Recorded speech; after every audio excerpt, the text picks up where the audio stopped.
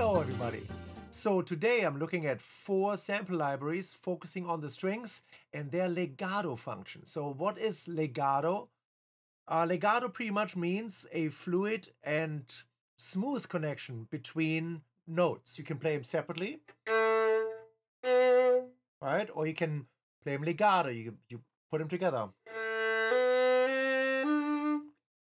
So in order to do this for those sample libraries, they need to record all those instruments in the legato version.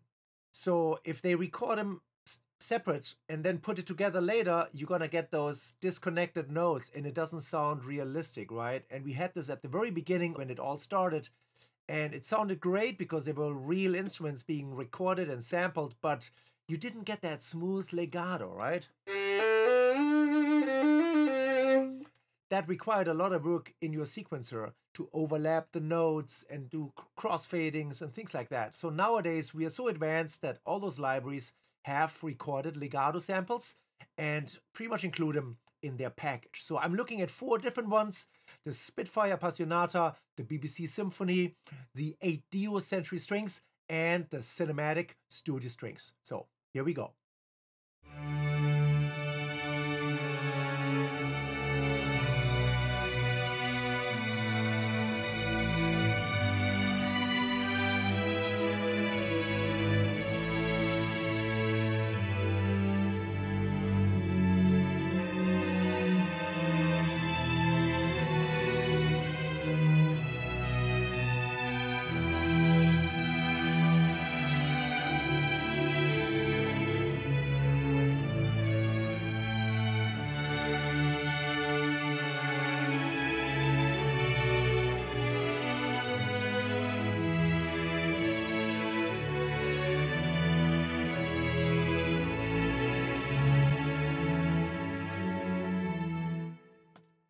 All right, so this is beautiful legato. I wrote down the sizes of the section. It sounds really rich and full, and I'm surprised there's only 8 first violins, 4 stands, so to say, 6 second violins, 6 violas, 6 celli, and 4 basses. So it's super smooth, and I think it's a beautiful sound. The vibrato, I think, is nicely handled, so I don't really need to control it because I think it's not over the top and it's also not, not there. So this is one of my favorites for certain styles of scoring and writing. Move on to the next bigger group playing it. This is the BBC Symphony. What you can do with the BBC, you can actually assign the vibrato control. So that's what I'm doing. So I'm starting writing the vibrato. When we have crescendos, we get more intense, I increase the vibrato, I bring it back. So this is now with the vibrato control being activated. And so let's see how that sounds.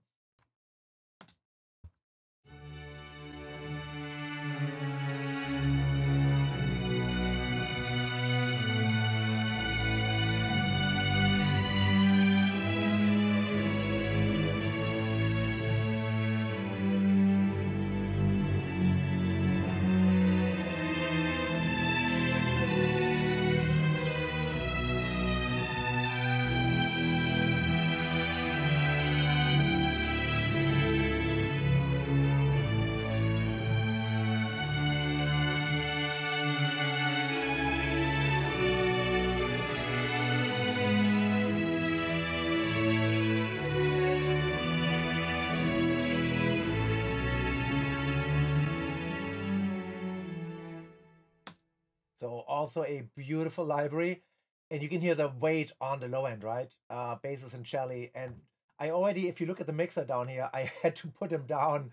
The celli -5, and the basses minus almost -7 dB, and I boosted the strings a tiny bit. So this requires, of course, a little bit of adjustments, and also the mic position. You can, of course, play with that in the Pro version. There's so many options at this point.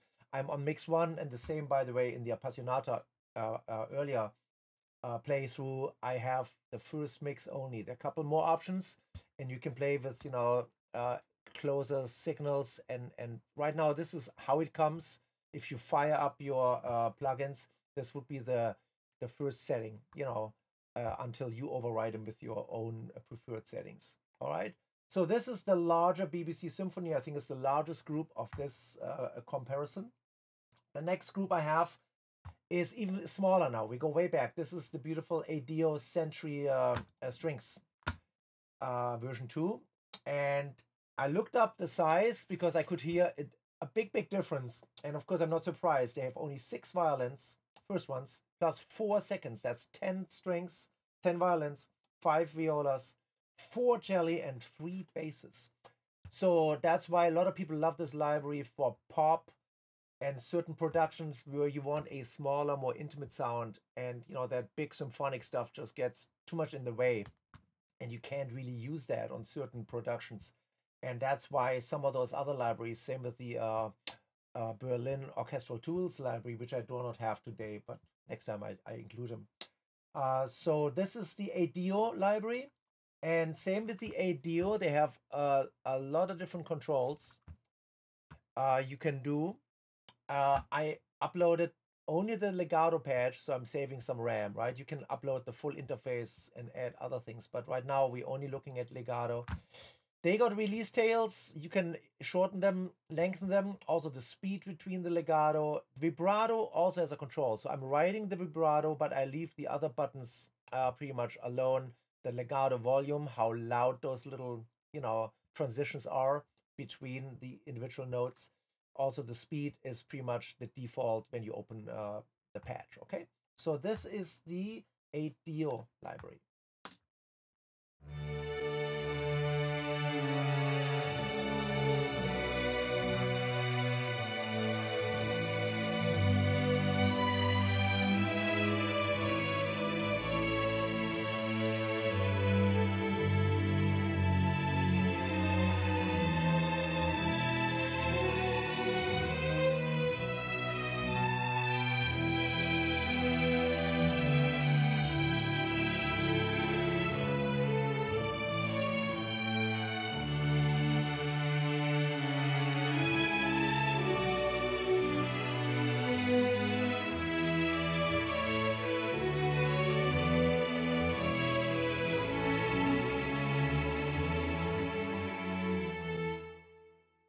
So yeah, you can immediately tell less bottom end, right? I think it's very clean, very crisp. The first violins do not play on the A string all the time. I could really hear the brightness of the E string going up to the high A and the G. On the mix, as you can tell, I beefed up. No, actually, I left the first violins alone. I moved down the violas, the second, and the cellos, and the basses, because there are only 3. I gave, you know, I left them almost at 0, right? So this one requires some balancing, but very different sound. I think it's also very cool. I use them a lot, as I said, in different type of productions, depending what you need when the others are maybe a little bit too big. Last one in the list is the Cinematic Studio Strings. So if you look at the interface of the Cinematic Studio Strings, you got all the articulations loaded, and you can quickly switch around, and they sound very nice.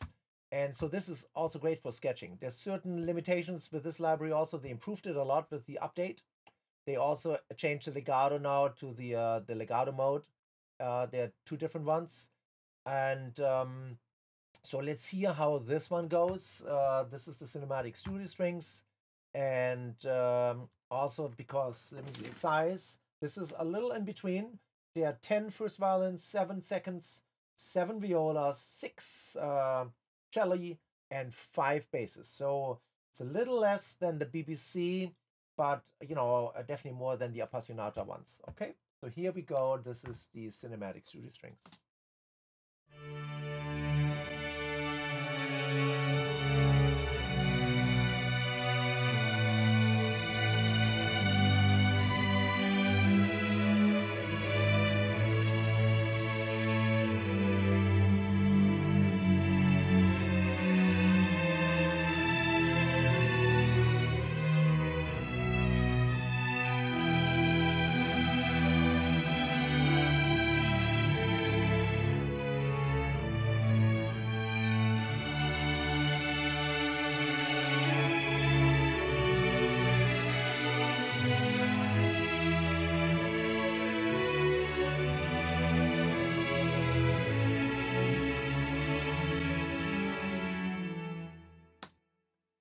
So different sound, recorded, of course, in a different hall.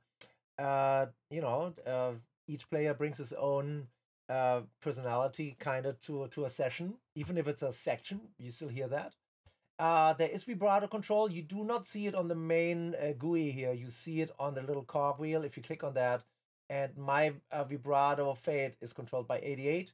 You can change this by clicking on it and pick any controller you want to control the vibrato. So there's also portamento. I left the other ones as they were, but this vibrato I'm writing also, and you could hear the beginning has, you know, that very, you know, non-vibrato kind of tone, and then it slowly opens up.